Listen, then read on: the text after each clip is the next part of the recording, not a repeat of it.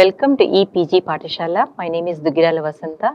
I am on the teaching faculty of the Department of Linguistics at Osmania University. My lecture pertains to course number 10, Psychoneurolinguistics, and today's lecture deals with module 21 on aphasias.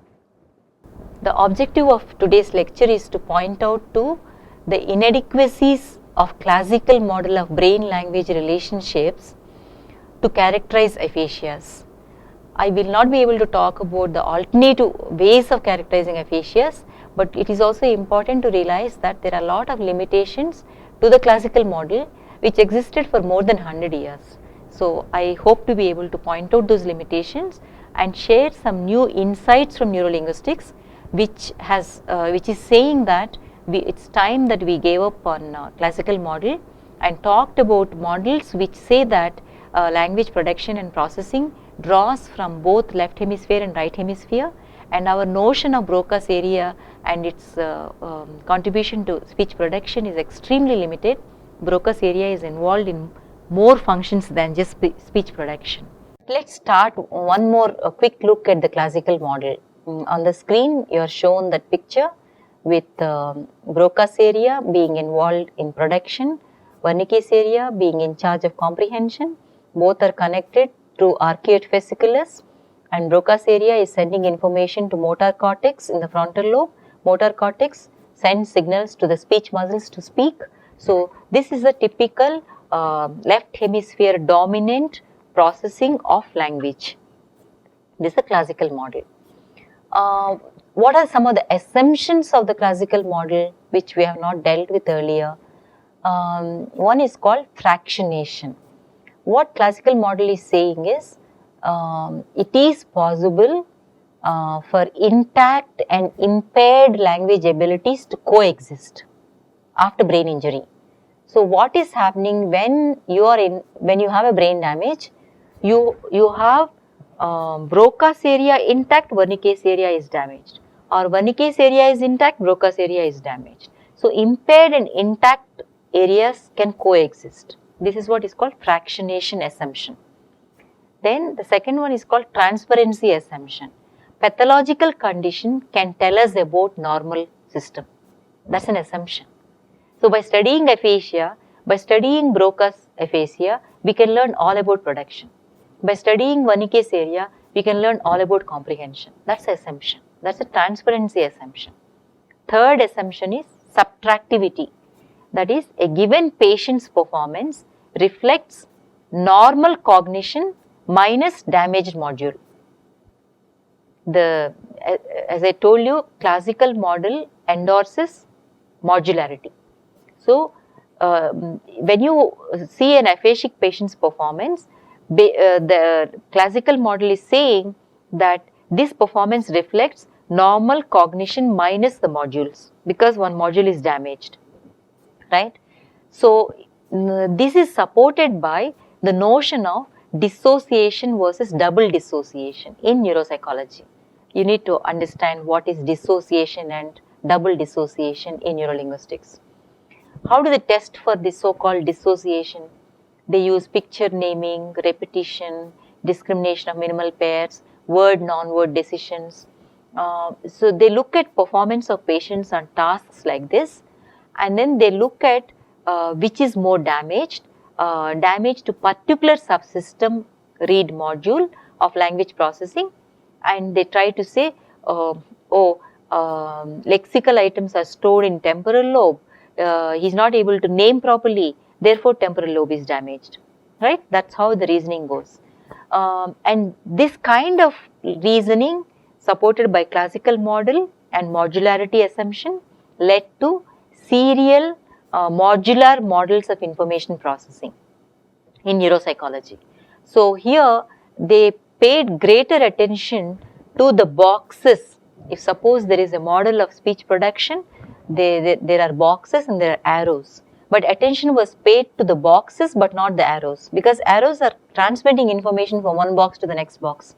So, they ignored the arrows and they paid more attention to the boxes. So, as a result, they said, so dissociation is this: Broca's aphasia disrupts speech production but not speech comprehension. Wernicke's aphasia disrupts comprehension but not production. This is what is called dissociation. Right? Lesion A damages function A. Lesion B damages function B, and not the other way around. So they are dissociated. What is double dissociation? In Broca's aphasia, conceptual knowledge is not impaired, but syntactic knowledge is affected. In Wernicke's aphasia, just the opposite. Syntactic knowledge is not affected, but conceptual knowledge is affected. So there are two functions, there are two areas, and there is a double dissociation. Right? As opposed to this modular models of information processing, the classical model of brain-language relationship, connectionism, I have already explained in the last module, connection is said we need to develop online tests. Okay, previously they were using offline tests like Boston Diagnostic Aphasia Examination, where it is not possible to observe what exactly is happening in the patient when he is naming or when he is repeating or when he is writing or copying. What processes are happening online is not possible to observe. You have given a stimulus, the patient responded, and that's it. You don't know what exactly happened. Connectionists are saying we should actually watch what is happening using online tests, and it promoted a whole lot of parallel processing parallel processing models which deal with distributed representations. Representations are not fixed anymore, they are distributed all over, and they have questioned all the three assumptions of the modularity and the classical model. Fractionation, transparency and subtractivity assumptions of the modular models are not tenable anymore, is what connectionists are saying. So in other words, in the past couple of decades, there has been a lot of discontent with the classical model of brain-language relationships. They are saying if language-related areas are embedded in different cortical networks, you have seen the networks for verbs are different from networks for nouns. So if several networks are involved, how can we talk about damaged module? How can you have say that damage is to this in a particular area identified, for instance, by the Brodmann area number 22 or number 17 or number 44? How can we say there is a module there which is affected when network is spreading across two hemispheres, right? That is one discontent. Neural reorganization. How do you explain after a brain damage, after 2 or 3 months, language is coming back? So what happened to the module? If the module was damaged, how is language coming back? How is reorganization taking place? They are asking that question. Classical model also failed to explain effects of age, handedness, education, language learning and using histories of aphasic patients. That recovery is different in multilinguals, bilinguals, depending upon the amount of language they are using in how many different domains. All that was ignored in the modular perspective using classical model. So, discontent continues with classical model, especially using a whole lot of recent research. They said generative linguists have talked about a sentence as having different constituents, making up a tree, syntactic tree diagrams. These tree diagrams were used to explain grammaticality and things like that, right? They were useful in defending certain theories of syntax, all right, but they served little or no function in capturing actual algorithmic operations that are happening across the network. Cortical networks are getting excited when we are processing language, but the tree diagrams cannot help us understand that particular algorithmic operation which is happening in milliseconds. How can you use a tree diagram to explain a millisecond level operation is what connectionists are asking. So, in other words, classical model is dead. So I'm calling it depth of the classical model. And I use this word because I like this quotation from Popple, Emery and Heacock, neuroscientists and Pilkanen. In 2012, they made this statement, the era of the classical model is over. The underlying conceptualization of the relation between brain and language is hopelessly underspecified, both from biological point of view as well as from linguistic and psychological perspective. So, classical model is dead. Okay, now what is the alternative they are proposing? They are saying, don't simply say Broca's area is number 44. It's not just 44. Look at 45, look at 47, look at 46. Look at the figure on the screen. You have seen the entire red area contains 44, 45, 46, 47, and it's much more that they are saying Broca's area is not in charge of just production. It does various things, all right? They are saying Broca's area is playing a role in selecting different representations. By now, I hope you have understood that the representations like phoneme, syllable, word, they are not stored in one place. Broca's area selects appropriate representation when there is conflict among competing representations by drawing on top-down information in addition to processing that is coming from working memory and storage capacities.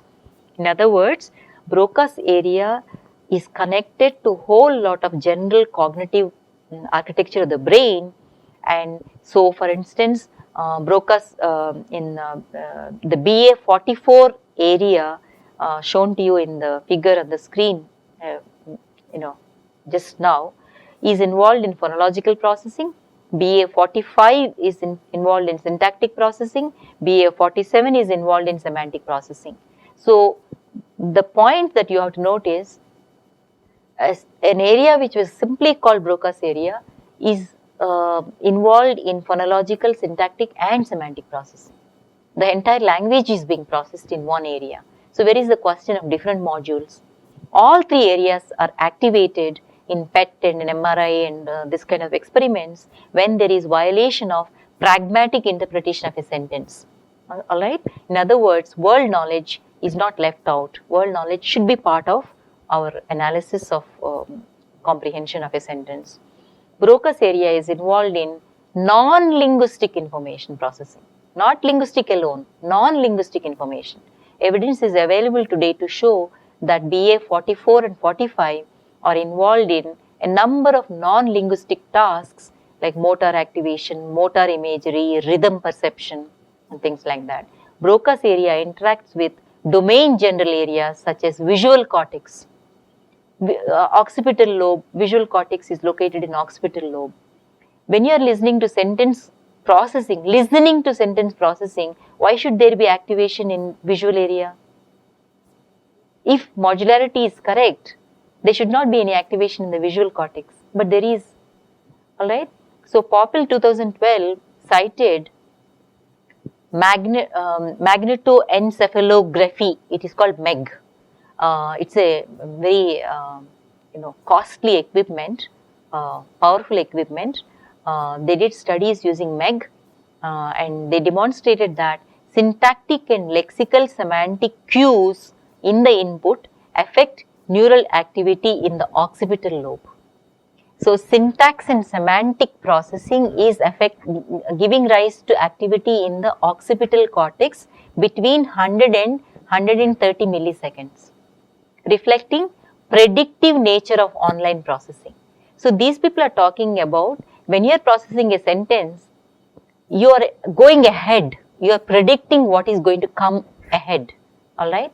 And for some reason the occipital cortex is also getting activated, which means there is a lot of interaction across lobes. So, all this make neuroscientists and neurolinguists to talk about, in place of classical model of brain language, they are talking about whole brain perspective on language-brain relationship. The temporal lobe deals principally with memorizing, that is storing, parietal lobe with analyzing, frontal lobe with synthesizing. Notice how we have shifted now from activities of language of production, comprehension, reading and writing. They are not speaking like that anymore about language. Language is not production plus comprehension plus reading plus writing. They are saying we analyze, we synthesize, we store, we memorize, we retrieve. These are functions of language. And in this, temporal lobe is involved, parietal lobe is involved, frontal lobe is involved, and very often within each lobe, the functions are distributed. Let's look at the picture closely. Within each lobe, there are individual dots, colored dots. Each one refers to the area which is involved in phonetic, phonological, or syntactic information or semantic information. So you can see. So, for instance, in the temporal lobe, the blue dot, the blue, yellow, and red dots are basically they correspond to phonetic, phonological, or syntactic or semantic level processing in relation to memorizing, analyzing, or synthesizing language. I hope you have studied the picture. Now let's move on to the next slide. Okay, you might want to know what is great about it, what is the implication of adopting this whole brain perspective on language-brain relationship. The whole brain model and the dual root model I have talked about in the previous module forces us to rethink the meaning of hemispheric specialization, which is a huge thing which dominated the field of neurolinguistics for a long time, that all right-handed people have left hemisphere dominance for language. It's like, taken for granted assumption, which is being questioned now. The discrete representations involved in speech perception, now they are saying they have to make contact with higher level lexical representations according to the whole brain perspective, because the lexical representations draw on memory, and therefore, speech perception also involves stored representations, lexical representations, and memory is also involved.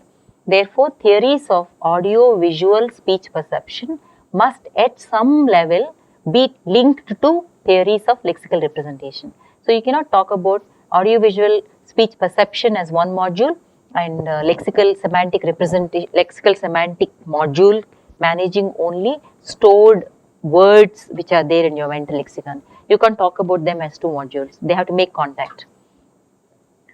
Then even the evidence from magnetoencephalography is saying that when we process language, there are two modulation rates in speech sounds.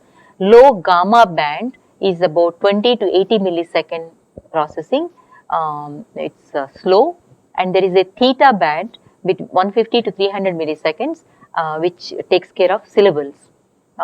So, auditory cortex implements temporal integration using both these time constants, slow and fast time constants. Theta band phase tracking involves right hemisphere lateralization, whereas gamma band phase tracking occurs bilaterally, involving both left and right hemispheres. So, this is MEG evidence is available for participation of right and left hemispheres if you look at temporal processing, not just spatial. In fact, MEG evidence is available to show that there are some subcortical structures are also involved in language. They are saying cerebellum and basal ganglia also play some role in processing temporal information. Auditory processing is coupled with temporal processing, and that even motor system is involved in temporal processing. So, okay, so we said classical model is dead.